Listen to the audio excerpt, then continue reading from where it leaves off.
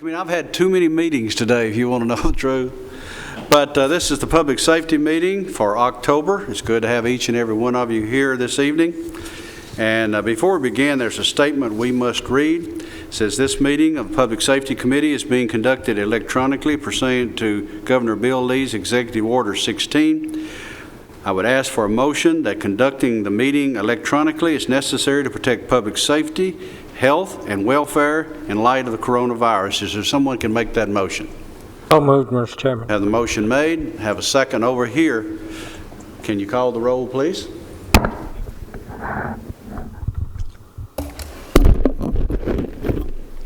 Commissioner Gurley? Yes. Commissioner P? Yes. Commissioner Phillips? Here. Commissioner Sherino? Yes. Commissioner Rather? Yes. Chairman Reed? Yes. And we'll use that, and there's Commissioner Gammon. Sir.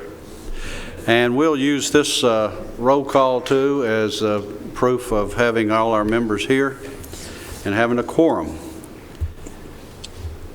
I'll use it this time right now to call for the approval of our minutes. Can I have that motion? So move. We've had a motion made. Do I have a second? Second made. Who made the first? I believe it was it you, Commissioner Gorley? Sir? Who made the motion? I did. Over here. All right, we have the motion made. Call the roll, please. Commissioner Gammon? Yes. Commissioner Gurley? Yes. Commissioner P? Yes. Commissioner Phillips? Yes. Commissioner Sherino? Yes. Commissioner Rather? Yes. Chairman Reed? Yes. We'll now move down into our agenda. Item 2, Correctional Work Center report.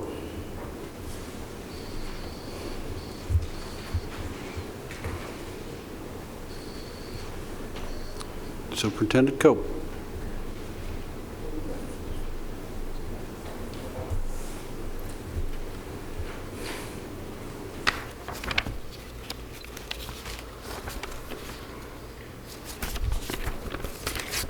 Our report's going to be relatively quick this month. There's no significant changes in our numbers or any of our reports. Everything's still going well. We did go through our Tennessee Corrections Institute yearly inspection, and that scored 100% on that.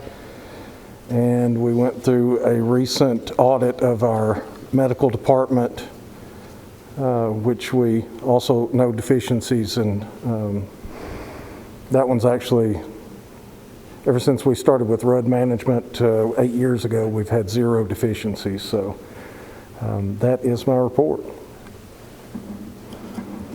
Any questions on the report from anyone? Mr. Chairman, I move to approve. Have the motion to approve. Do we have a second? I'll second it. Second by Commissioner Phillips. Call the roll, please. Commissioner P? Yes. Commissioner Phillips? Yes. Commissioner Sherino? Yes. Commissioner Rather? Yes. Commissioner Gammon? Yes. Commissioner Gorley? Yes. Chairman Reed? Yes. Thank you, sir. Thank you. Item 3, Juvenile Detention Report.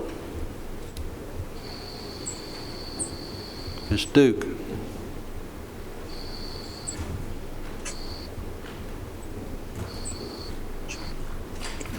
Good evening. Before you have our September reports. I can tell you that we have received the check from Tipton County. So we did get that. We only are awaiting our check from Lincoln County for that month. And beyond that, the only other thing really that's of interest is that nobody tested positive for STDs this past month. So that's a good thing. If you have any questions, I'll be happy to answer them.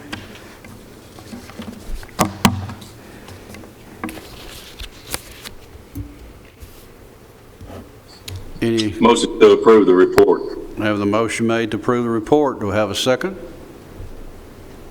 Second it. Have a second?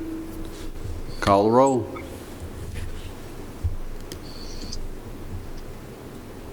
Commissioner Phillips, Yes. Commissioner Sereno, Yes. Commissioner Rather, Commissioner Gammon, Commissioner Gorley, Yes. Commissioner P, Yes. Chairman Reed. Yes.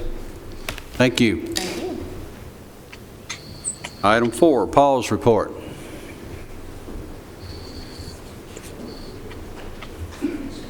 Mr. Gregory. Sure, you can see from the month of September, we took in 596 animals. We had a 3.2% euthanasia rate. Live release rate for dogs was 96.6%, cats was 93.5%, and overall 93.9%. Our vet team was very busy for the month of September. They did 235 surgeries for the public for that month. You can see over on the second page that our officers handled, we received 1,505 calls and they closed out 1,599 calls, traveling 12,810 miles. Fiscal year to date, the biggest thing there is our live release rate is 92.4% overall for all animals entering into the shelter. For September bite reports, you can see that we had 21 bites that were reported. One of those was tested. It did come back as positive. You can see down there under number 4, it was a skunk from the Smyrna zone, not from Rockville. And it was a skunk that the gentleman thought was deceased, and then it ended up biting him and testing positive. We also had 3 other exposures. None of those were tested. The last page of the report that I presented to you is the animal outcome graph, and that's just visually showing you our live release rates for our dogs and cats versus our euthanasia and other outcomes for those animals. The only other thing that I have for this evening is a couple of months ago, there was a motion made for me to bring back information from the county attorney regarding our potentially dangerous and dangerous dog ordinance. The county attorney and I have spoken a couple of times over that, and they're asking for an additional 30 days there to be able to study that and hopefully bring back something in November. And that's my report. Okay, any questions on the report? Yes. I spoke with the county attorney immediately after the commission meeting, and he advised me of this, and so I'm good with a month, 2 months, whatever it takes to get things right on this and not in a hurry, as I stated when I made the motion 2 months ago. Thank you, Commissioner. Okay, do we have a motion? Approve the report? Move to approve. Motion made. Commissioner Rather, have a second? Second. Second, Commissioner Gurley. Call the roll. Commissioner Sereno, Yes. Commissioner Rather, Yes. Commissioner Gammon, Commissioner Gorley, Yes. Commissioner P, Yes. Commissioner Phillips, Yes. Chairman Reed. Yes. Thank you, sir. Item 5, Sheriff's Office report. I believe besides their report that you have there on your iPad, we have a budget amendment as well. Okay. We'll do the budget amendment first. Okay, the first item is an amendment I need to take out of my 122 account. That'd be $30,000 for them to purchase a vehicle. I'm taking that from the 319 confidential. It's all within the budget.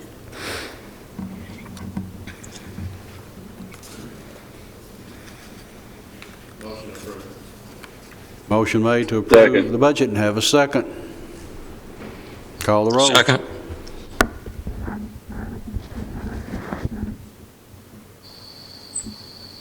Commissioner Rather, Yes. Commissioner Gammon, Commissioner Gorley, Yes. Commissioner P, Yes. Commissioner Phillips, Yes. Commissioner Sereno, Yes. Chairman Reed. Yes. Any questions on the report? Anything that we should be looking at, or I'd like to point out, number one, we got the roof done. Our roof is complete now. Seems to be doing well so far.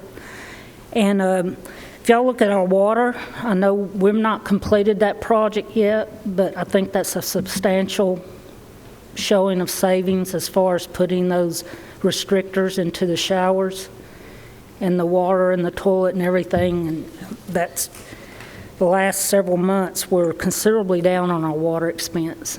So I think that was very well worth what we had done.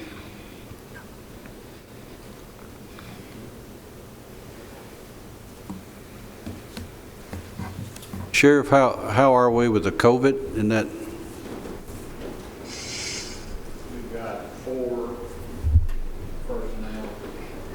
We've got 1 in jail, 1,400. Could you come up to mic and so folks at home can hear it too? Okay, We got several on Zoom. We've got 4 of our personnel that are home now with, at some stage, asymptomatic. We've got 1 tested positive in our jail who is isolated. We've had 1,400 tests so far in the jail. We've got 12 pending, waiting on results.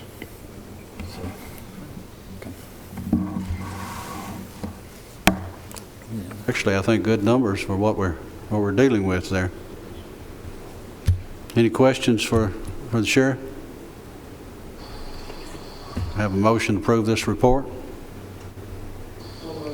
Motion made. Do I have a second? Second. Have a second. Call the roll. Commissioner Gammon? Yes. Commissioner Gurley? Yes. Commissioner P? Yes. Commissioner Phillips? Yes. Commissioner Sherino? Yes. Commissioner Rather? Yes. Chairman Reed? Yes. I do want to say I noticed that our mounted patrol was invited to Nashville to be security on some of the presidential candidates during the debate, and appreciate that. Both Mounted Patrol and also our SWAT team in Nashville during the debate. Okay. Good deal. All right, item 6, Public Safety Director report. Director Clark.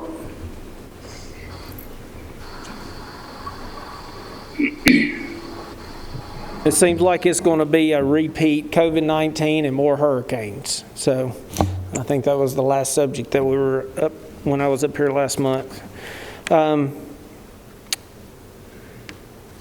To let you know that the state has gone back to once a month as far as requesting supplies from each county. That has worked fairly well. We watched the uptick in our COVID-19 cases, and multiple conversations and considerations have throughout the weeks and also today. So we're monitoring that, and also several meetings, one of those being a PSAP or our dispatch meetings all the way across the county to address issues and concerns, and also with our GIS. That's about all I have. Mr. Chairman, Yes. I just wanted to ask the director, how are we coming along on some of these grants as far as reimbursement goes? Have we filed all of them yet, or we still got deadlines on some of them, I think? But can you kind of update us on where we're at on those? A lot of those are still ongoing just due to COVID still ongoing, such as the Public Assistance CARES Act. As far as mitigation, we continue to work with those. But as far as that deals with COVID-19, currently, Public Assistance and the CARES Act is still in process. Okay, if you wouldn't mind, can you give your report and keep us updated on those? Yes, sir. Thank you. Chris, who's going to mention the hazardous materials emergency preparedness, you going to do that one? You want to get your report approved first before you do that, or? Report first. Okay. Do I have a motion to approve his report? So moved. Motion, and we have a second, I believe, over here. Commissioner Sereno, you want, please call the report, the roll. Commissioner P, Yes. Commissioner Phillips, Yes. Commissioner Gurley, Yes. Commissioner Gammon. Yes. Commissioner Sereno, Yes. Commissioner Rather, Yes. Chairman Reed. Yes. Okay. Emergency Management is requesting a hazardous material emergency preparedness grant. This is an 80/20 local grant or federal grant. We are requesting $4,760. Our local contribution, I'm sorry, $5,950. Our local contribution would be $1,190. This grant will be what we call Hazmat IQ, and this is for our hazmat responders, which will provide them the know-how to basically research the materials that are in front of them and give them a quick size up of what proper PPE that they would need to wear to prevent harm to themselves and also to others. That's all I've got. Okay. You have a copy of this this grant on your iPad. I hope you've had an opportunity to look at that. Mr. Chairman, I'll make a motion to approve the grant or application for it. Okay. I'll second that. We have a motion to approve and second. Please call the roll. Commissioner Gammon. Yes. Commissioner Gurley, Yes. Commissioner P, Yes. Commissioner Phillips, Yes. Commissioner Sereno, Yes. Commissioner Rather, Yes. Chairman Reed. Yes. Okay. Before you sit down, Chris, I'm going to ask our director, Hudgens, to come forward at this time. And neither one of you know exactly what I'm doing right now. And I don't know if I know either. But several of you know, I think it was about 2 months ago, we mentioned the fact of where we might be as far as a task force is concerned and what we were dealing with that. A press release went out today explaining that task force, and that task force now has been canceled and has been discontinued.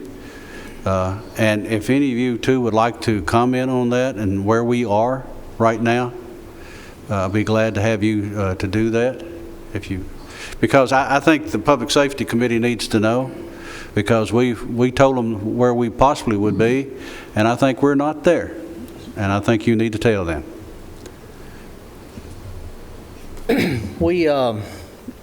I'm very proud that I'm able to come up here and basically announce this, and I publicly was going to do this prior to the chairman doing this. I didn't know he was going to do this, but I do want to thank personally Mayor Ketron and Chairman Reed and the entire City Council and our commissioners and their support in us as we came together and was able to solve these issues. And I'm proud that it's done. We're excited to work with the city and side by side, because at the end of the day, our common goal is for the citizens of the county. And so I see good things in the future, and I'm ready to move forward. And the reason I brought these two up here, because all through this, both of these individuals have acted very professional, exactly what we would have expected. And I know at the one task force that they did have, a lot of questions were asked, and they answered them in the way that I thought the way they should have been answered. We stood our ground, but yet we were not in any way dealing with controversy or anything of that type. We told exactly how they do their job, and they do it the way that the people of Rutherford County would expect them to do. So in the end, it come out to the fact of it come out the way that I think is best for all the citizens of Rutherford County, the city of Murfreesboro, and everybody concerned. So now we just have to work together and make it all work together. So I just thought you might like to know this, where we are and what it looks like. So I think everybody feels a lot better, and I do appreciate what you do. So I just didn't want you to get away, Chris, without saying something like that. Thank you. I'll let you sit down, and then I'll just turn the floor now back over to the director, and then and his reports that he'll have from the ambulance service. Okay, Mr. Chairman, I'm going to let Denise, if it's okay with you, sir, to let her Yes. give her report first. It's your show on this part.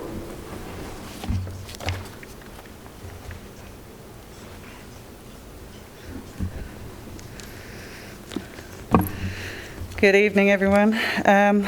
Thank you, Director Hudgens. Just wanted to give a few updates on the Death Investigation Division of EMS and the Medical Examiner's Office. For September cases, there were 81 reports of death which resulted in medical examiner investigations and reports. 35 autopsy examinations were ordered and performed. October cases to date, we have already done 81 reports of death for this month, resulting in medical examiner investigation and reporting, as well as 30 autopsy examinations. We did initiate our Toxicology Grant program, which we brought to the Commission's attention in the recent past. We have done 3 cases now that did not reach the threshold for performance of an autopsy, but did require toxicology studies and analyses. So this was a successful start to our program. Three appropriate cases. Certain benefits, obviously, for doing these types of cases. You want to be on TV again? Frida, you want your time? Yes. You want your time? Yes. Look. Here you go. Okay, the commissioner's talking to his cat, I think, so let's... Sorry, it threw me a little bit. Apologize. But we had, like I said, we had 3 appropriate cases this month, which has several benefits. Obviously, a benefit to us as an office and a county is that we are able to, expedite these cases, really answer the questions that are being asked, and that's on these types of cases where we have other natural conditions that would explain the death, but there is a question for the toxicology study in that these cases are handled in a quicker fashion. They don't require being sent out of county for autopsy performance, but they do also have a financial benefit to the county as well, so that in these types of cases, like I said, which did not reach the threshold for autopsy performance, but traditionally we've had to send them out. So it did have a cost savings of over $6,000 for these particular 3 cases. And it also has a benefit for the family too. We're able to release the decedents back into their care for final disposition arrangements in a more timely fashion. So certainly I think a strong benefit for that. Which leads us into another thing that we are excited to announce. And also something that we need to ask for the committee's permission to do. We were successful in our application for the Paul Coverdale Competitive Award grant that we had applied for, and we have brought to your attention on several occasions now. So we're very excited to say we were successful in that application. We did get that award, which leads us to asking for a budget amendment request. This is in regards to the general fund, which I believe Debbie Wright did provide you a copy of, and I will read it verbatim so I don't make a mistake in my wording, but it's a budget amendment request for the General Fund 101 to recognize and align revenue expenses awarded through OJP Paul Coverdale Forensic Award for Medical Examiner Lab, our Medical Examiner exam room, for fiscal budget period 11/1/20 through June 30th, 6/30/21. This is a 2-year grant to expand facilities, to add a medical examiner lab, equipment, training, and supplies. So for the first year, it's for $136,511. The second fiscal budget period will include the remaining balance of funds, which total $34,165, so for a total award of $170,676.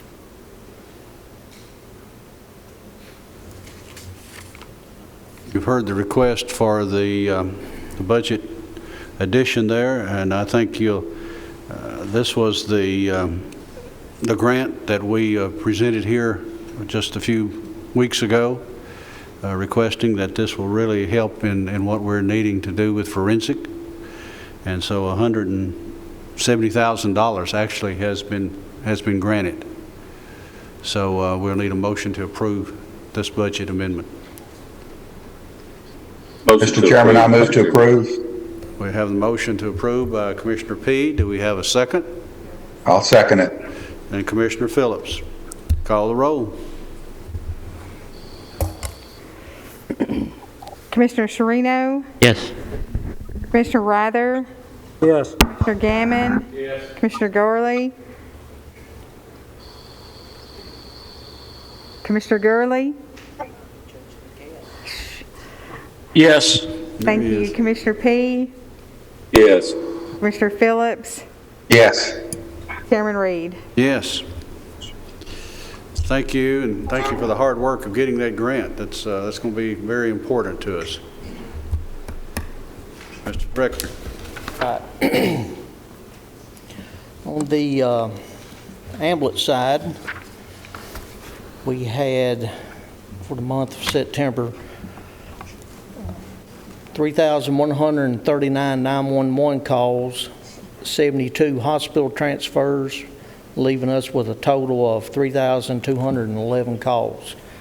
Kept our response times at 6.6. We had 81 deaths. State payments for those was $2,025. We sent 35 for an autopsy at a total of $68,600. Year to date, we've sent 96 for autopsies, and year to date we've paid $188,160.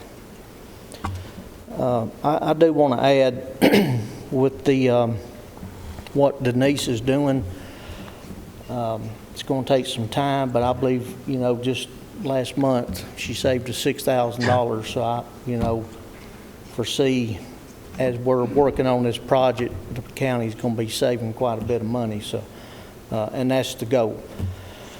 Okay, on our billing side, we billed $1,645,447. Total collections at $847,068. Year to date is $2,345,726. Projected year collections is at $9,382,904. Our collection rate's at 73%. Insurance write-offs were $476,502, and other write-offs were $318,769. And the non-emergency side, we set a record for the month of September of 475 calls, and we had to decline 45 of them. We billed, total bill was $442,621. Total collections for the month was $102,699. Year to date collections is at $328,323. Projected yearly collections at $1,313,292. Collection rate's at 40%. Insurance write-offs was $181,231, and other write-offs was at $37,691. And you'll see on the next page we had several thank you notes. I just want to quickly run over. Was from the villages of Murfreesboro. They provided a breakfast for us for anybody that was interested in coming, and Missions Barbecue. They're very good at hosting just public safety in general, police, fire, and EMS, and they're very good to us, and we appreciate them. Our Walmart Lifesavers Award was presented to Jason Qualls, Paramedic Jason Qualls, and EMT Thomas McKinstry, and they actually had 2 back-to-back calls that with both of them with good outcomes on them, and there's just a brief summary of what happened. And our dispatcher received the Sam's Club Lifesavers Award. Her name is Elizabeth, and I'll let you read the last name. I'm not even going to attempt to pronounce it, but this just shows the caliber of people we have in our EMS, and it's just not these 2. It's the whole service, and it's something that the county should be very proud of. I know I'm proud to lead them, and Rutherford County's in good hands. And the next page is that you can see the pictures. We have 2 reports from Vanderbilt Lifeline on patients that we had flown out, and updates on those. And I received a letter from, or a card from the HCA representative, Kevin Tennant, that was addressed to me, and I've put that note in here, and I was very appreciative of it. I also received an email, Mayor Kettering, myself, and Chris from Gordon Ferguson, President, CEO at St. Thomas Hospital. It was very nice, concerning the outcome of a patient that one of his cardiologists addressed him, and he was just letting us know, the outcome of a patient. It was really nice to receive that from Mr. Ferguson. And on the next page, you will see the email they had sent to us. I also received a letter from the Laverne Fire Chief. One of our paramedics has been orientating some of their new hires, and he was very appreciative and sent me a nice email about that. Also, I told you last month that we was going to begin the CPR and AED classes for all county employees, and so far we've had 40 participants, and we're expecting a lot more. And I also want to just throw out there that anybody's needing a flu shot that hasn't gotten one, it's still not too late, and to contact me or anybody in my staff if you want one. I have plenty, and we'll come to you if you can't come to us. So anybody that's needing a flu shot, I encourage you to take one. And that's my report, sir. Okay. Any questions anyone has? Well, I don't have a question, but I just got the call from the Voice of America radio station from Washington, D.C., asked about safety of the county. Well, I said everything is fine, and just because of leadership, the mayors and the other people. She said, that's great to hear. The Voice America that transmits into the overseas, to Laos. Thank you, sir. Good deal. Anything else? Do I have a motion? Motion to approve. Do I have a second? Second. That's seconds. Call the roll. Mr. Phillips? Yes. Mr. P? Yes. Mr. Gammon? Mr. Gurley? Yes. Mr. Sereno? Yes. Mr. Rather? Yes. Chairman Reed? Yes. Thank you, sir. Fire and Rescue.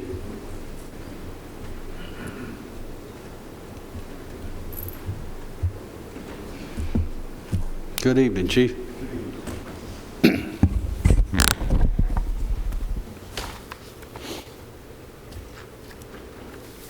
State report, we've had 58 structure fires, 30 vehicle fires, 2,500 EMS related calls. We've had 572 MVAs, 321 of those were with injuries, 251 were without injuries, 32 extrications, and we've had 21 water rescues so far this year, for a total of 4,873 calls. For the month of September, we had 5 structure fires, 3 vehicle fires, 276 medical calls, 74 MVAs, 41 with injuries, 33 without injuries, 6 extrications, for a total of 521 calls for September.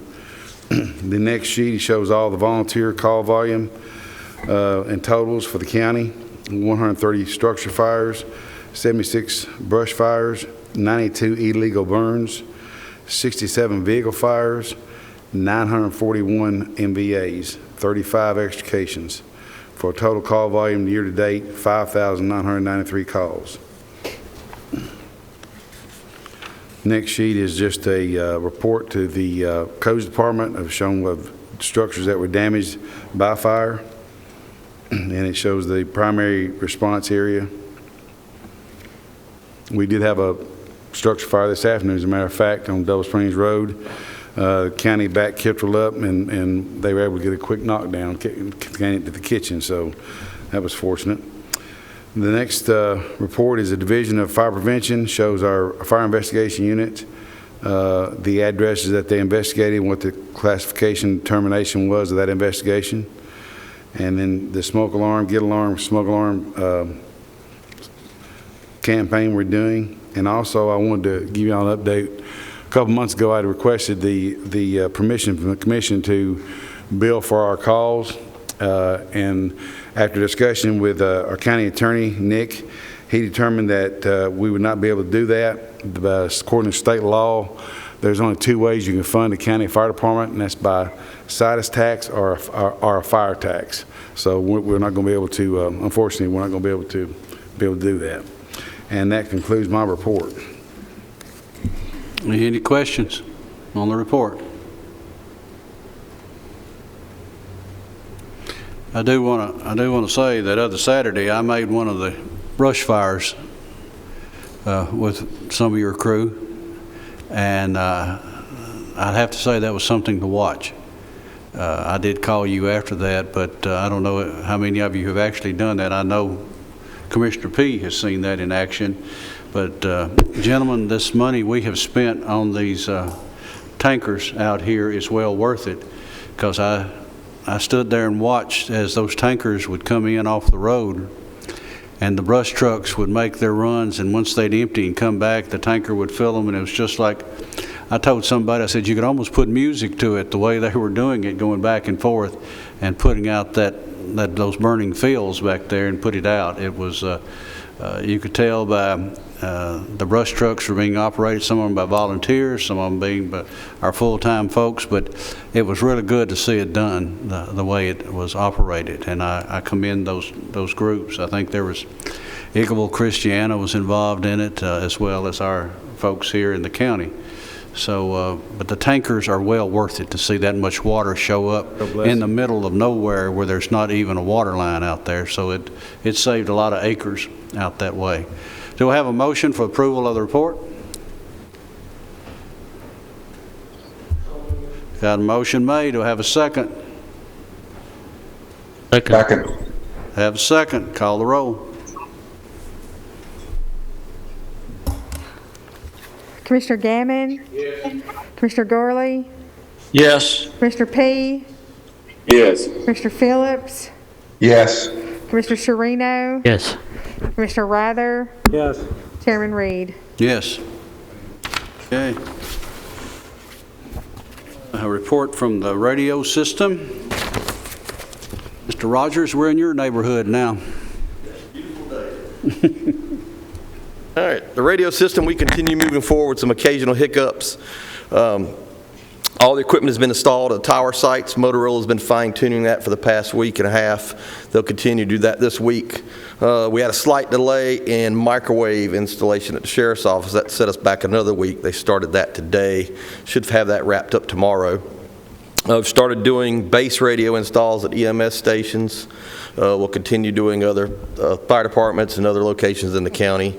We got our interlocal agreement back, and we sent that off for our licensing, and that has been sent to Alabama, Georgia, and Kentucky for approval. We should hear back next week on that. We've got some additional frequencies that we got licensed that aren't attached to the trunk system for car-to-car for units in the field to use. And it looks like we're going to start doing mobile installs here in the second week of November and actually bring all our users on board around the 16th of November. So we'll have 9 sites up and running around November 16th if everything holds like it is right now. So that's a good jump for where we were to where we'll be.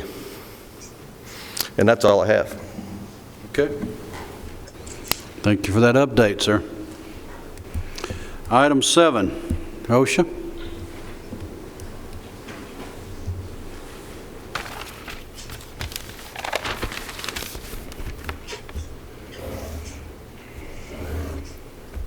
Good evening.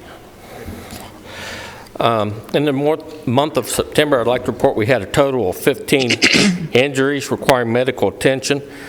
That brings the year-to-date total to 119.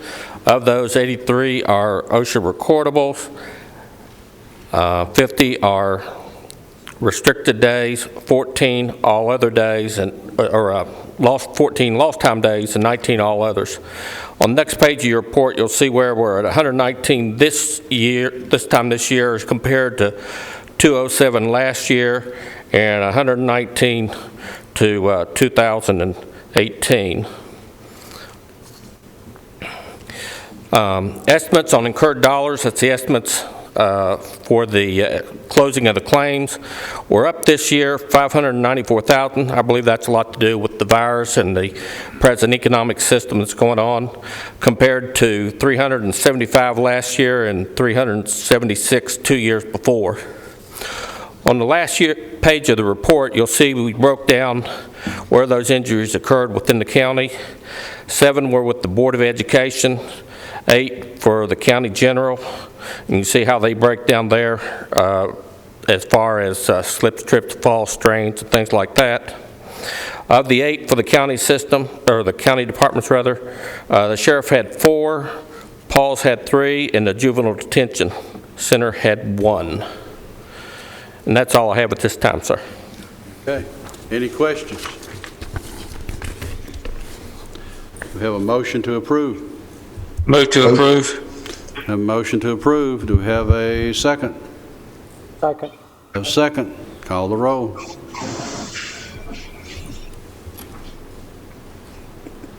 Commissioner P? Yes. Commissioner Sherino? Yes.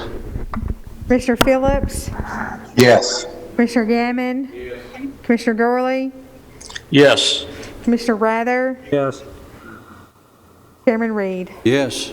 Thank you, sir. If I may, sir, I'd just like to remind all county employees, we're in our last week of open enrollment. Open enrollment closes next Monday at noon. So please go online, check your medical benefits, and if you want to make any changes, do that by next Monday at noon, sir. Okay. Thank you all very much. Thank you. We're at item 8, Recovery Court Report. Ms. Breeding. I believe you have a report and a budget amendment. You may do the amendment first. I have a budget amendment today that is the moving of $30,000 from 599 up to a part-time employment position. If you may recall, during the budget process before I was hired onto the county, some money was moved from the Correctional Work Center over to Recovery Court to take over facilitating of classes at the Correctional Work Center. when they did that, they put it into 599, trying to figure out how we were going to use it. We now know that that can best be utilized through a part-time employer or employee to go into the facility and facilitate groups for the women who are housed there. So what you're seeing is the $30,000 being moved from 599 and being split through Social Security, Medicare, and then the part-time wages. You've heard the request for the amendment. Do we have any questions, or do we have a motion? Mr. Chairman, I move to approve. Commissioner Gurley makes the motion. Do we have a second? Second. I'll second. We have the second. Call the roll. Commissioner Sherino? Yes. Commissioner Gammon? Yes. Commissioner Rather? Yes. Commissioner Gorley? Yes. Commissioner Phillips? Yes. Commissioner P? Yes. Chairman Reed? Yes. All right, the report. As you can see from the report, we have 16 new participants in the month of September. That put us at 128 participants. We did have 6 people who graduated in the month of September. You can see on there the breakdown by age, race, etc., the positive drug screens versus negative drug screens, and how many were sent to the lab. I think that I've talked to you before about the referral process and how we are changing it. It seems to be working well, the new processes that we've put into place so that referrals go into a database and then go straight to me to pass out for them to get done before their court dates. We continue to work with getting data input into CSS and report so that it can report better data. And I would like to invite everybody, we are doing an open house on the 10th of November from 2 until 4 o'clock. And we're going to be doing some tours, just small groups of tours, masks are required, so that you can see the inside of our facility and talk not only to some of the staff, but we've got some of the guys and girls who are either recent graduates or who are about to graduate to give you the tour so that you can hear firsthand from them what we're doing in our office and how we're helping the community. So we'd like to invite not just the commissioners and the mayor and everyone out, but also the community if anyone would be interested in showing up. And that is my report. Okay, thank you. Have a motion to approve the report? So moved. Commissioner Rather makes the motion to approve. Do we have a second? Second. Second. Commissioner Serino, call the roll.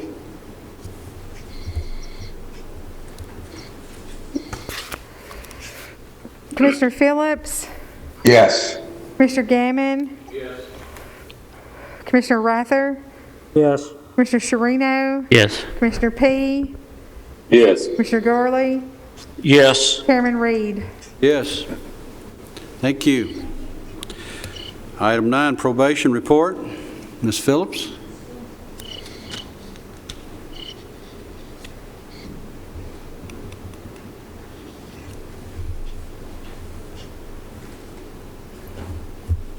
Okay. Our September expenditures was $109,937.07 for the month of September. Our total collections from the circuit clerk's office and the general sessions office combined was $7,096.40 for a total revenue of $22,755.75, with the difference from our total expenditures versus revenue was $87,181.32.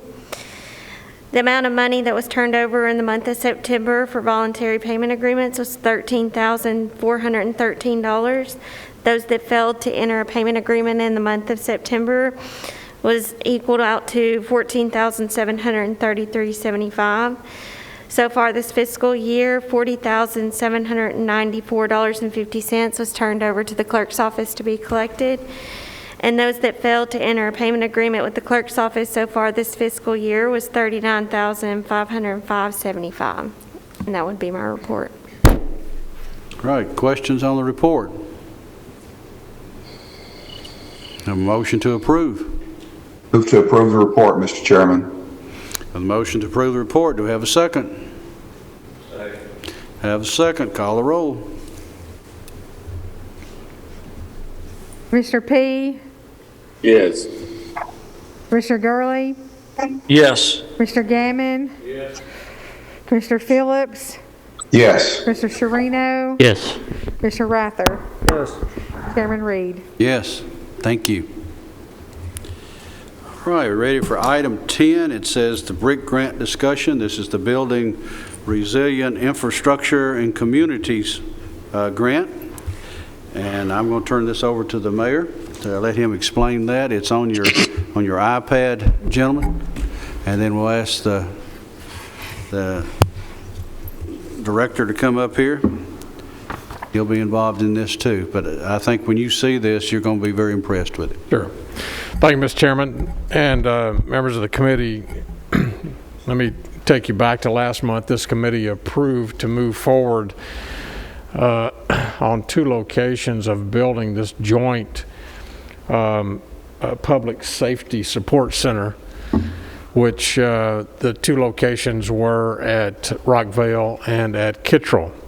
Now, this includes on one side fire and rescue, the other side EMS, with the support services in between.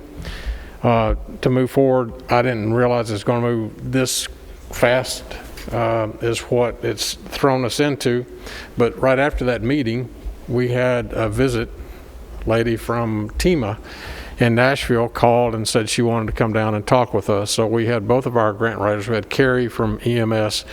We had Reba down the hall from Finance to come in and sit down and talk with us about this BRIC grant as described by the chairman. Now, let me explain this BRIC grant and what it does. It's a 75-25 split from FEMA that's actually administered through TEMA. And if you will go on your SharePoint down to the 3rd item under fact sheet, if you'll look, when you open that up, you'll see community lifelines. And as the lady from TEMA shared with us, the more of these lifelines at the top, the circles, like safety and security, food, water, shelter, health and medical, etc. The more of these lifelines that we can put into this facility, the better shot that we have of getting this grant. So it's a $500 million grant, and of course that's nationwide. Locally, in the state of Tennessee, each applicant can receive up to $600,000. After that is depleted, our application will be put into a nationwide competition to possibly get all 5 funded. We have identified, we thought that we might as well go for the whole gusto. We've identified 5 locations that we would like to build these within our community, all on property that we currently own. Rockville at the elementary school property. We've already talked to Mr. Spurlock, and he says that they'd be more than honored to have us to put this site right next to the elementary school. And of course, as you know, we have an EMS program inside the high school with the box of an ambulance there at Rockville. Kittrell, at the location that we could either go to the elementary school or at their current location. Then we identified Almaville, which would be where the old school is on Almaville Road, which is the Almaville Fire Department's 2nd location. That building needs to be raised anyway, right in front of the convenience facility. Then we had Walter Hill at the new school facility, or somewhere in that area on that property, or maybe even across. I think in talking with the school district, they said that we could probably better to go to the old school facility where the elementary school is, and then at Christiana as well. So that would give us 5 of these locations. Now, whether or not we get it, it's going to be based on how well we make the presentation, based on these icons. So if you look under law enforcement, we have planned in the blueprint, we got Bart Klein to come down quickly with Klein Sweeney, the architect, and engaged him because he had already been working. We'd been working out in the Rockville area. Jim Thompson had offered to give us property to build a facility somewhat, I believe that was on Jackson Road, wasn't it, Chairman? Jackson Ridge Road. And the soils they weren't compatible for us to put this type of location on it. And so he backed up and said, well, I'll give you another piece of property behind my mini storage warehouse there off of Highway 99. And we checked the soils on that, and that was not compatible soils either. So Mr. Klein was already kind of working in that direction, so it gives us a step up. This was on September 30th, I think, was when this information was released. We didn't get it until, I believe, week before last, when the lady from TEMA made us aware of it when she came down. And then we have a deadline of 12/31 to make the submission to TEMA, which then in turn gets it to FEMA for the larger grant. Irregardless of whether we get the grant or not, this committee chose to move forward with the 2 locations in Rockville and Kittrell. So Mr. Klein went ahead and put together a proposal, and if you'll go back up to the second section on your SharePoint under Emergency Operations Support Centers, you can see what the architectural design looks like. That's pretty impressive. I don't know if IT can throw that up on the screen or not, but you should have it on your SharePoint. And those different icons in the center section where it is, if you look at the blueprint, the center section is supposed to be tornado proof. Is how they will construct it, and that falls under the food, water, and shelter icon that provides shelter in the event of a tornado. So they'll make it extra strong and worthy to withstand storms at a certain wind speed. Also, there will be a tower erected. You'll see the tower right behind the flagpole going up, and there'll be a tornado warning siren placed on there, and then citizens within that earshot could come to that location in that local community, and we can get up to 60, 65 standing. Tornado's not going to last that long. They blow in, blow out very quickly, but at least it provides shelter. Also, we have a small office for the deputy within that area to come in and fill out his reports and get a cup of coffee and maybe even eat. The EMS or fire guys might provide a meal for him every once in a while. Search and rescue, community safety, that's all been covered. Patient movement, EMS, we have Bart has designed it to where there'll be 2 bays on one side and 1 bay on the other. And because the bays are long enough to get even Chief Farley's ladder truck in there, it'd be 55 feet deep, I believe.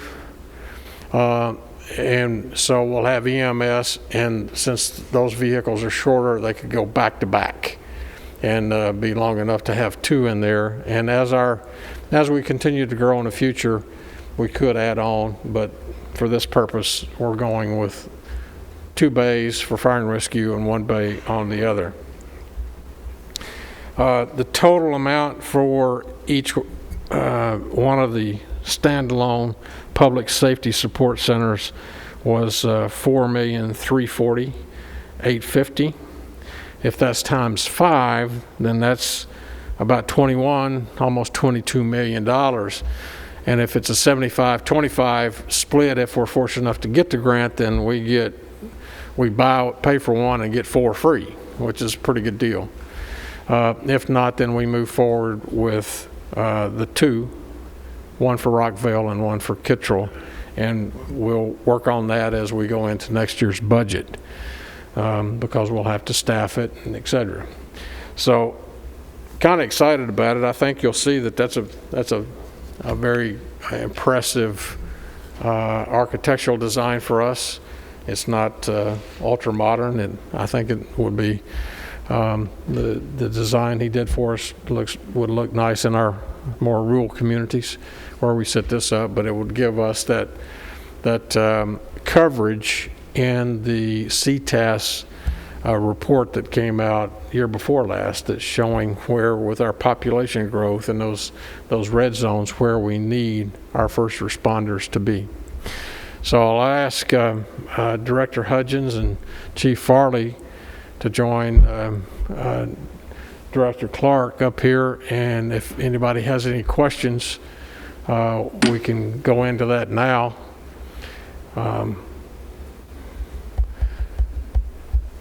I think most of these guys kind of got excited about it. Any questions, Mr. Chairman?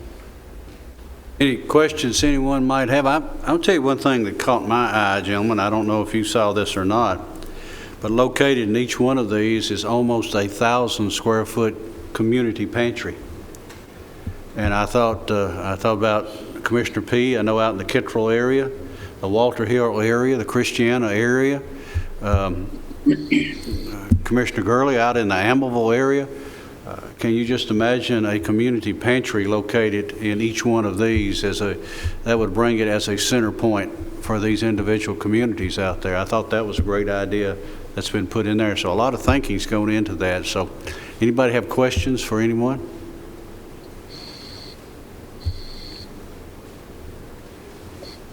Too much at one time to make you...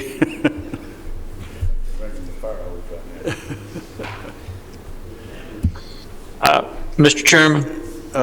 Commissioner Serino first, Mr. Gurley, and then we'll get you. Thank you, Mr. Chairman. When I look at this, it's so impressed. I think it's great for the community, and this is great. Okay. But Commissioner Gurley? Yes, as you know, I just got back in town, and I'm also being,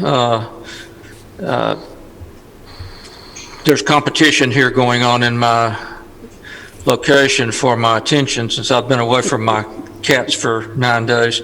But this is, I think, a real good idea. I think the more, it goes back, the concept of community policing has been around for quite some time, but not so much community public safety in general. But I think this kind of takes it a step further and allows us to, offset some of the negativity that some of our first responders, law enforcement and others have been receiving in the last several months in general, not necessarily here, but in our nation. The more things we can do to interact with our community, then the better off we are.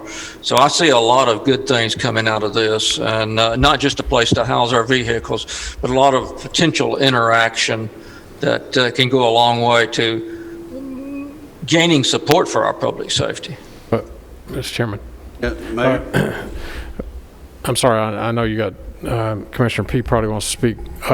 Let me reiterate that this is, as all of us know, that we can't afford through Chief Farley to completely staff these facilities. So there's still going to be a need for our volunteers. So the one at Kittrell would be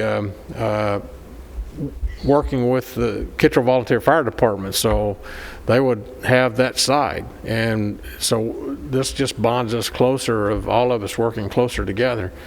It's just, we'd also in the back, I think one of the lifelines on there was taking care of biohazards, and we had the idea of putting collection in the local community for biohazards, be it paint, oil, anything else that could be brought into that local site instead of having to take it to the local convenience center.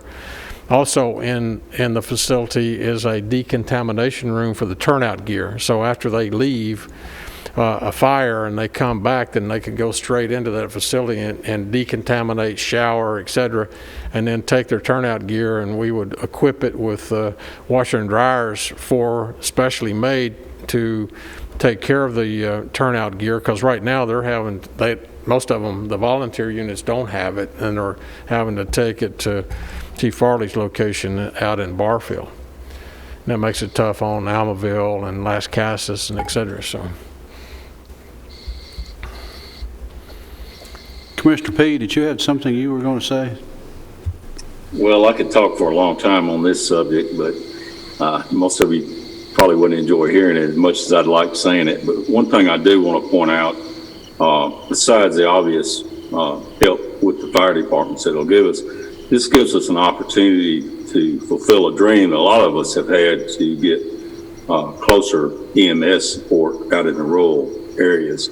You know, our timelines, if you look at Carl's run times, you'll see that areas like mine and Eagleville are where his averages get knocked down. And being able to put these stations in is really going to help that turnaround time. But anyway, I appreciate any support y'all can give us. And then two, I know you mentioned it, but what is the timeline on when these will be awarded, the grants? Well, the grant closes January 31st at FEMA. They haven't told us how long it would take for them to decide who was going to be awarded the grant. But the action, as I told you at the beginning, the action taken by this committee is to move forward on just the 2 locations. So that's up to you all. How fast do you want to fast track those 2 locations? Now we have a kind of a design.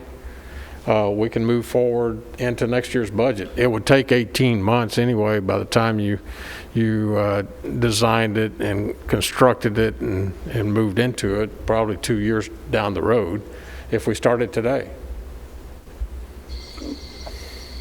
Thank you, Mayor. Mr. Chairman, this is Jeff Phillips. Okay, Jeff.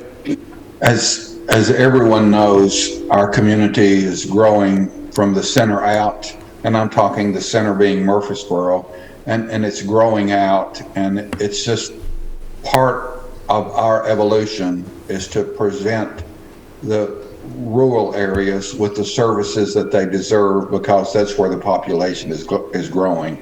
Murfreesboro is sort of landlocked and can't grow physically anyway, and that leaves the county to expand, not only from a rural and residential perspective, but also from a commercial and industrial perspective. So providing these services out in the county is just part, in my mind anyway, part of the evolution that our county is going through, and very timely, I might add. So I'm 100% behind this process. Well, when you ask when should we start or whatever, if you ask me, I would say it was 2 or 3 years ago out in my area that's needed there, because the volunteer station went away a long time ago, and there's not a day that doesn't go by. There's not an engine out there on that road, or an ambulance for sure.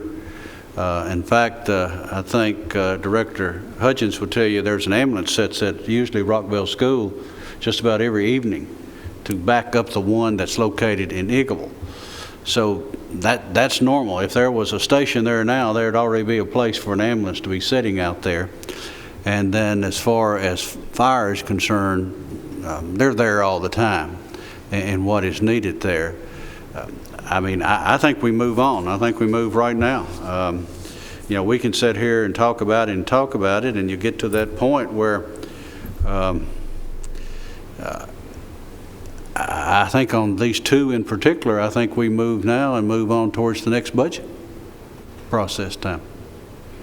Now that's my feeling, and I want to know, is there someone else here? I think, Mr. Chairman, what I'm looking for is direction. If Commissioner P, Chairman P asked, what's the time limit on the big grant? We don't know. It could be April. It could, I just don't know on these federal grants because they'll have to go through some kind of process to decide. It could be June or into. Most times if they close it up in January, they'll start reviewing them and could want them probably late spring, early summer. And that could go on from Sure. So, my opinion is that let us move forward with the action taken last month on the first two. And if we are fortunate enough to get the others, I did talk to Mr. Klein, the architect, and I told him, I said, since we're going to replicate the same architectural design, then I'm not going to pay you 100% architectural design if we replicate the same one. And so he agreed to going 100% on the first one and 50% for all those after, as far as his architectural fees were concerned. So what I'd like to do is get a motion to move this on, at least for Kittrell and Rockville, on to budget, and let budget figure out how we need to move forward as far as the contracting with the architect to move forward. Mr. Chairman, I'll make that motion to forward to budget this request. Well, you've got a second with Commissioner Gammon, Commissioner Pete. We have that motion made. We have a second. Any discussion? Call the roll. Commissioner Gorley, Yes. Commissioner Phillips, Yes. Commissioner Sherino, Yes. Commissioner Rather, Yes. Commissioner Gammon, Commissioner P, Yes. Chairman Reed. Say me and count. Yes. Motion carries, and we will move it on. Is there other business, Mayor? Thank you, Mr. Chairman. I do have one other item under other business, and this was late coming to us, but in the audience tonight, members, is Mr. David Edwards, former member of the City Council, City of Murfreesboro. And since he's retired from Pinnacle Bank, Mr. Edwards has been working as a board member and volunteer with a program called Feed America First. Some of you may be aware of Feed America First. They're located out in the old, it's a building out on, David, help me. The old Heatcraft plant owned by Mr. Robert Stroop, I believe, and he's letting them use that. So if you recall back in March when COVID broke out, we had no idea based on the numbers that were coming out and being expressed, so we were being prepared in the event that the COVID numbers and the number of fatalities from that. We bought 3 reefer trailers, refrigerated trailers. We bought 2 53-foot and 1 49-foot or 48, 49-foot reefer trailers. Just to be prepared. Thank goodness and thank God we did not have to use any one of those. So 2 of those, the 58 or 59 and the 153 that already has racks in it, and talking with Director Hudgens and Director Clark, we only have need for 2.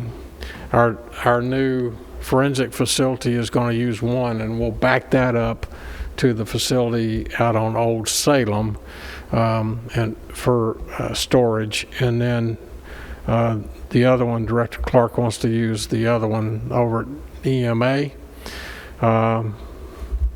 for emergencies. That leaves us with 1, so I told him to sell it to get our money back. 2 we were reimbursed for, so usually when you get money from the CARE grant, you can't sell things that you got money reimbursed for. So we only got reimbursed for 2. That leaves 1 just for us to sell and get our money back. And just so happened that Mr. Edwards came by, made an appointment, came by with his founder of Feed America First. And what Feed America First is a not-for-profit, and they bring in food products from grocery stores throughout the whole region and redistribute to all the other 501c3s where people, they're handing out the food, the vegetables, the fruits, and et cetera. And they are in dire need of,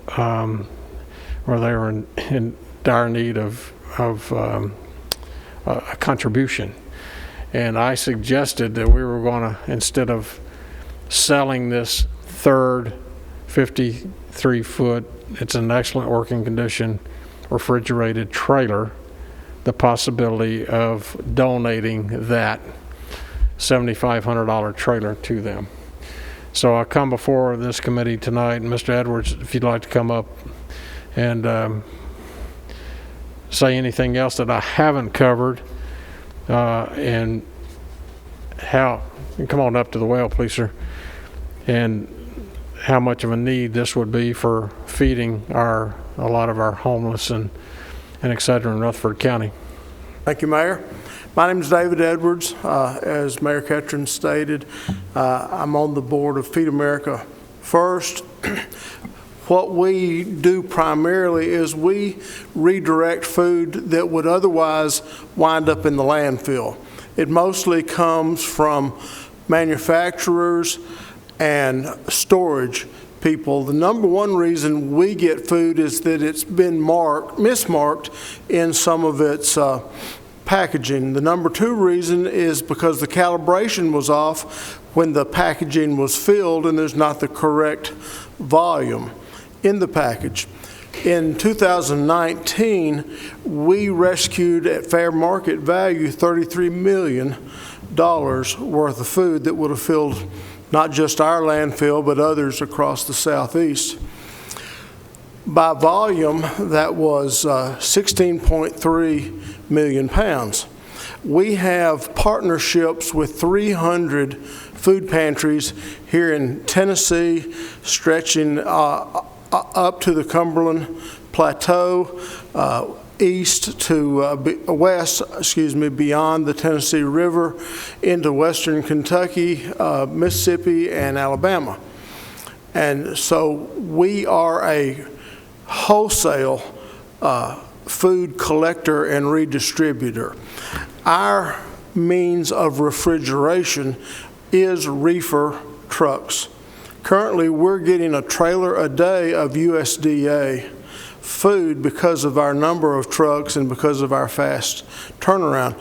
This trailer will enable us, this will create a 20% increase by volume in our refrigeration. I've already begun the process of making arrangements to get it from the county's facility to our facility. Hopefully we'll do that in the next 48 hours if y'all approve the request tonight, and we'll load it up the very same day, nose to tail with food, and that we'll begin redistributing. So I thank you very much. I'd be happy to entertain any questions that you might have. If you promise not to call me any old nicknames you might remember. Any questions for Mr. Edwards? Mr. Chairman, this is Jeff Phillips. Jeff Phillips is recognized. David, you doing okay? I'm doing fine, Jeff. Thank you, sir. I wanted to thank you for your continued service to our community. And we appreciate what you're doing. And well, I like this a lot better than... If it's appropriate, Mr. Chairman, I'll move to approve the transfer of this refrigerated unit. Motion's been made by Jeff Phillips. Do we have a second? Second. Second by Shanto Serino. Call the roll, please. Excuse me. Commissioner Gurley? Yes. Commissioner P? Yes. Commissioner Phillips? Yes. Commissioner Sharino, Yes. Commissioner Rather, Yes. Commissioner Gammon, Chairman Reed. Yes. Motion carries. Thank you. Fill it up. Any other business that's come before this group?